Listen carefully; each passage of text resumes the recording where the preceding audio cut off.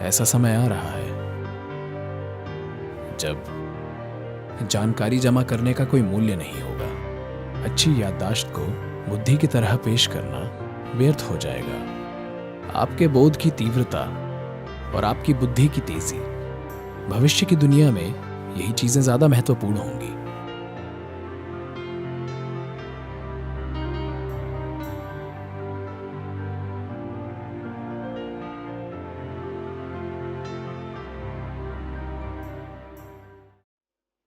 हम ऐसे समय में हैं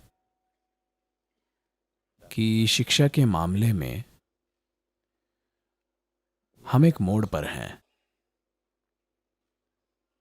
आज शिक्षा के बारे में ना सिर्फ हमारी बुनियादी सोच बदलना जरूरी है, बल्कि शिक्षा में पूर्ण परिवर्तन जरूरी है। एक ऐसा समय आ रहा है जब जानकारी इकट्ठा करने का कोई मूल्य नहीं होगा। एक ऐसा समय आ रहा है जब एकत्रित जानकारी को ज्ञान की तरह पेश करना अतीत की बात होगी। अच्छी याददाश्त को बुद्धि के रूप में पेश नहीं किया जाएगा, जो कि आज की शिक्षा प्रणालियों की बुनियाद है। जिसकी याददाश्त अच्छी होती है उसे सबसे बुद्धिमान व्यक्ति कहा जाता है। खैर, आज आप जानते हैं कि आपके सेलफोन की याददाश्त आपसे बेहतर है। हमारे कुछ फोन 600 GB के हैं। यकीन मानिए आप में वैसी याददाश्त नहीं है। आपके बोध की तीव्रता और आपकी बुद्धि की तेजी, ये चीजें आपके दिमाग में भरी मेमोरी से ज्यादा जरूरी होंगी। ये एक अच्छा समय है, बहुत अच्छा समय, इंसान के इस बोझ को उतारने के लिए, क्योंकि This cargo of so-called knowledge is killing human beings. यह नाम के ज्ञान का बोझ इंसान को मार रहा है। एक बच्चे के दिमाग में जानकारी ठूंस कर हम कई तरह से उसके जीनियस को मार रहे हैं, जो हर इंसान में होता है। इंसानी बुद्धि की प्रकृति अलग है। हमें याददाश्त को कभी बुद्धि नहीं मान बैठना चाहिए।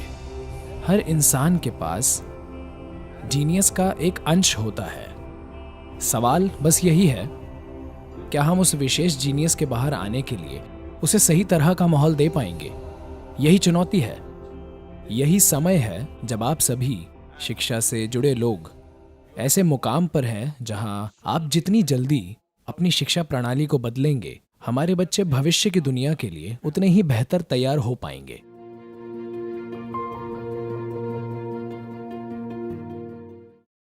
देखिए, हमें यह समझना चाहिए, हालांकि भारत एक देश है, पर भारत के अंदर कम से कम 4 से 5 देश हैं। सभी की जरूरतें एक जैसी नहीं हैं। देश में एक सबसे अमीर वर्ग है, लोगों का एक वर्ग उच्च मध्यम वर्ग है जिसकी आकांक्षाएं बहुत अलग हैं। एक मध्यम वर्ग है जो हमेशा यही सोचते हैं कि हमारे बच्चों को नौकरी वगैरह कैसे मिलेगी।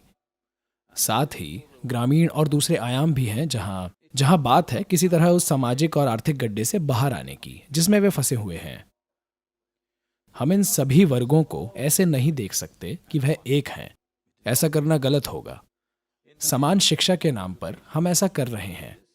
मैं इसके पीछे की सोच समझता हूं, पर यह प्रैक्टिकल नहीं है। इसी वजह से भारत के छात्र विदेश जा रहे हैं और विदेशी विश्वविद्यालय उन्हें $24 अरब की शिक्षा देकर पैसे कमा रहे हैं। यह बहुत जरूरी है कि हम समाज के हर वर्ग को मदद दे पाएं। अगर हम ये मदद नहीं देंगे तो हम अलग अलग तरह के मनुष्य तैयार नहीं कर पाएंगे जो खुशहाल देश के लिए जरूरी हैं। हमें लीडर्स चाहिए, हमें वैज्ञानिक चाहिए, हमें शिक्षक चाहिए, हमें इंजीनियर चाहिए, हमें किसान चाहिए, हमें शिल्पकार चाहिए। हमें देश को बनाने के लिए कई तरह के लोगों की जरूरत है। देखिए, 60 और 70 के दशक में ऐसा समय था जब हम इस देश को पढ़ाने के बारे में सोचते थे, क्योंकि जब अंग्रेज चले गए तब हमारी आबादी के सिर्फ 7% लोग पढ़े लिखे थे, बाकी अनपढ़ थे। तो हमारा लक्ष्य बस यही था, लोग कागज पर अपना नाम लिख पाएंगे। यही हमारा फोकस था। हमें समझना चाहिए कि हमारे देश की शिक्षा ऐसे बनाई गई थी क्लर्क बनाने के लिए। उन्होंने पाया कि भारतीय दुनिया भर में अच्छे क्लर्क बनते हैं क्योंकि वे पूरी दुनिया को जीतने की योजना बना रहे थे। ये शिक्षा अंग्रेजी महारानी के अफसरों ने तैयार की। हमने कुछ बदलाव किए हैं, पर हमें और बड़े बदलाव करने होंगे। मैं कह रहा हूं, ये शायद आपको कड़वा लगे, पर मैं कह रहा हूं, भाषा के अलावा अंग्रेजों की शिक्षा का हर पहलू बदलना जरूरी है। अंग्रेजी भाषा दुनिया का पासपोर्ट है, यह भाषा रखनी चाहिए। बाकी सब कुछ हटाना जरूरी है, क्योंकि वो एक खास मकसद से बनाई गई थी। तब हुक्म मानना बुद्धि से बड़ा था। यह अपने बच्चों की परवरिश का तरीका नहीं है, ये गुलामों की परवरिश का तरीका है। पर अब इसे पलटना शुरू करने का समय आ गया है। हम इसे अचानक नहीं बदल सकते, वरना चीजें बिगड़ जाएंगी। We have to start turning it around, start working towards that adarsh or the ideal. हमें इसे बदलना शुरू करना होगा, उस आदर्श की ओर जिसके बारे में हम सोच रहे हैं। खेल, कला, संगीत, नाटक, जीवन का हर आयाम इस देश का खजाना है ना? तो लाखों लोगों को एक स्तर तक शिक्षित करना एक बात है, ऐसी काबिलियत वाले बच्चों पर विशेष ध्यान देना एक अलग बात है। अगर हम ऐसा ना करें तो हमारे पास महान वैज्ञानिक नहीं होंगे, महान मैथमेटिशियंस नहीं होंगे, हमारे देश में कुछ भी सार्थक नहीं होगा। इस संस्कृति को हमेशा ऐसा पोषण मिला है। हम इस देश में कई सबसे महान मैथमेटिशियंस, महान संगीतकार, महान नर्तक केवल इसलिए पैदा कर पाए क्योंकि जो लोग संगीत सीखने के लिए उन घरानों में जाते थे वे केवल संगीत और संगीत ही सीखते थे। अगर हम ऐसा नहीं करते हैं तो हम किसी भी क्षेत्र में महानता पैदा नहीं कर पाएंगे। सब हर चीज के छोटे टुकड़े जान पाएंगे, पर वे किसी चीज में अच्छे नहीं होंगे।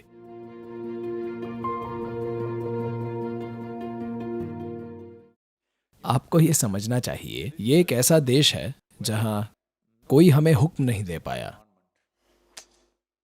यहां तक कि जब अवतार आए वे भी हमें पर हुक्म नहीं दे पाए। हमने उन्हें सिर्फ सवाल पूछे। आदि योगी आए, उन्होंने अपनी प्रिय पत्नी से बात करने की कोशिश की। उन्होंने उनसे लाखों सवाल पूछ लिए। कृष्ण ने अपने सबसे करीबी दोस्त अर्जुन से बात करने की कोशिश की, वो भी युद्ध के मैदान में। उस आदमी ने सैकड़ों सवाल पूछे, वो चुपचाप सुन ही नहीं पाया, क्योंकि यह भारतीय है। और कहीं अगर किसी ने कहा कि मैं भगवान का एजेंट या भगवान का बेटा या वैसा कुछ हूं, तो उन्होंने कहा यही भगवान की इच्छा है, चुप करके सुनो। और सभी ने सुना। इस देश में ऐसा नहीं हुआ, क्योंकि वैज्ञानिकता हमारे स्वभाव में गहरी समाई हुई है। वैसा वैज्ञानिक स्वभाव नहीं है जो हर चीज को खारिज कर दे, जैसा कि आज हो गया है। हमारे पास एक अलग तरह का वैज्ञानिक स्वभाव है। हम हर चीज पर सवाल पूछते हैं, पर आदर के साथ। हम नमन करते हैं और कहते मगर हैं आदर के आप साथ। मेरे भगवान हैं, हम पर हर मेरे चीज पर सवाल भी हैं। पूछते हैं, मगर आदर के साथ। क्या यही हमारा तरीका नहीं रहा है? तो हम धार्मिक लोग नहीं हैं। हमारा स्वभाव ही वैज्ञानिकों जैसा है। हम हमेशा एक के बाद एक प्रश्न पूछते रहते हैं। आपको स्कूलों में इसे नहीं मारना चाहिए, उन्हें सवाल पूछने चाहिए। स्कूल की किताबों में लिखी चीज परम सत्य नहीं है। पहले से कई ज्यादा सवाल पूछे जाने चाहिए, क्योंकि अगर आप सवाल नहीं पूछेंगे तो इंसानी बुद्धि धीरे धीरे सो जाएगी।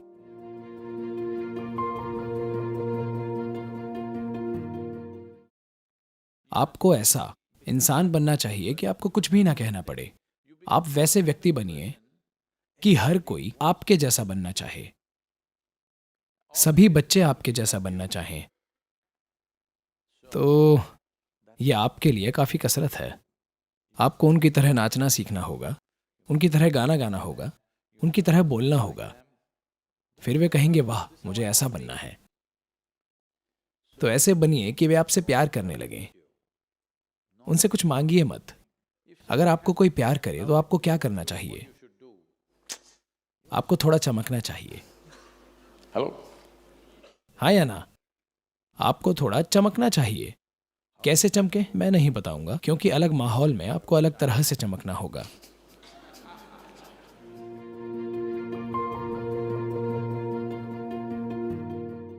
मेरे लिए मेरी ईमानदारी मेरी नैतिकता के कारण नहीं है, मेरी ईमानदारी मेरी मानवता के कारण है।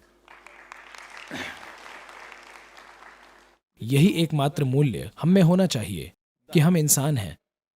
बाकी सभी मूल्य हमने खुद बनाए हैं, है ना? जरूरी बात यह है कि हम कभी भी अपनी मानवता से समझौता ना करें, क्योंकि कई बार हमारी नैतिकता, हमारे मूल्य, हमारे नियम हमारी मानवता के खिलाफ होते हैं। नाम के नैतिक लोग एक दूसरे के साथ अमानवीय चीजें कर रहे हैं, है ना? हेलो? धर्म के नाम पर, नैतिकता के नाम पर, नियमों और मूल्यों के नाम पर लोगों ने एक दूसरे के साथ भयानक चीजें की है ना? तो मानवता का क्या मतलब है? देखिए, इस धरती का हर प्राणी अपनी स्वाभाविक बुद्धि से जीता है। उनमें कोई नैतिकता, कोई मूल्य, कोई फिलॉसफी या धर्म नहीं होता। वे अपने स्वभाव से जीते हैं। वे अपने स्वभाव से हर चीज पर प्रतिक्रिया देते हैं। इसलिए हम बाघ को बाघ, टिड्डे को टिड्डा और हाथी को हाथी कहते हैं। सिर्फ आपको, Only you, we call you a human being. सिर्फ आपको हम कहते हैं ह्यूमन बीइंग, यानी कि आपको बीइंग या होना आना चाहिए। हम उससे कितने दूर हैं? अगर आपको होना आता तो क्या आप अद्भुत होते या बुरे? तो इंसान होने का मतलब है, आप जानवरों को देखिए, ऐसा होता है। आपने जंगली जानवरों को ऐसा करते नहीं देखा होगा, पर कम से कम आपने सड़क पर कुत्तों को हर जगह पेशाब करते देखा है। आपको लगता है कि उसे पेशाब की समस्या है? नहीं, वह पेशाब का साम्राज्य बना रहा है। वो हर दम अपनी सीमाएं तय कर रहा है। तो मानव होने की बुनियादी बात यह है कि हम यहां अपने अंदर सीमा का भाव लाए बिना जी सकते हैं। दूसरे सभी प्राणी ऐसे जीते हैं, क्या मेरा है और क्या मेरा नहीं है, ये मेरा एरिया है, वो तेरा एरिया है। पर इंसान में इससे आगे जाने की क्षमता है। अगर आप उसका इस्तेमाल नहीं करते तो हमें कहना पड़ेगा कि आप एक इंसानी जीव हैं, ना कि ह्यूमन बीइंग। ह्यूमन बीइंग यानी आप अपनी सीमाएं मिटा सकते हैं। अगर ये काम हम करते हैं, अगर हम अपने बच्चों में ये जगाते हैं, तो हमें उनकी नैतिकता की फिक्र नहीं करनी पड़ेगी। जब तक वे अद्भुत इंसान हैं, हमें उनकी मानवता को ऐसे उभारना चाहिए That our humanity is the first. हमारी मानवता ही हमारे अस्तित्व का चेहरा हो, बाकी सब इसके बाद हो। मेरी पसंद नापसंद, मेरी नैतिकता, मेरे मूल्य, मेरी आस्था, मेरे देवता, मेरे देवदूत, मेरा स्वर्ग, सब हमारी मानवता के बाद आए। मानवता ही हमारे अस्तित्व का चेहरा होना चाहिए। यह आपको हमारे बच्चों में लाना होगा।